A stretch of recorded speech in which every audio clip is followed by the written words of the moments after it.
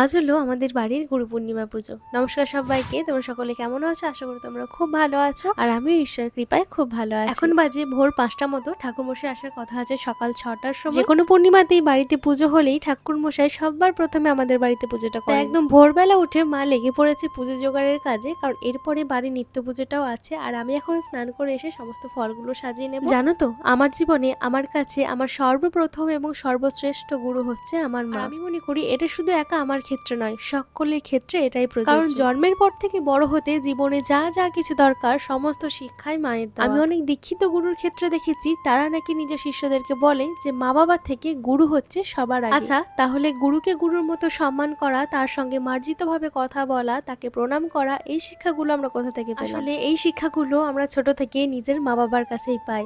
অনেক ক্ষেত্রে অনেক মতভেদ থাকতেই পারে, তবে আমার কাছে জীবনের সর্বশ্রেষ্ঠ গুরু হলো মা। আচ্ছা, এই ক্ষেত্রে তোমাদের কি মতামত আমাকে কিন্তু অবশ্যই জানিও। ওইদিকে ছাদে দুর্বাঘাস তুলছিল, কিছুক্ষণ আগে প্রচুর বৃষ্টি হয়েছে, এখনো আকাশে ঘন কালো মেঘ। পূর্ণিমা পুজোর জোগাড় মোটামুটি সবই হয়ে গেছে, আর আমি এখন গপুকে ঘুম থেকে উঠিয়ে ওকে রেডি করি। এরই মধ্যে ঠাকুরমশাইও চলে আসলেন। বাকি পুজোটা শেয়ার করবো পরের ভিডিওতে। ততক্ষণ ভালো থেকো, রাধে রাধে।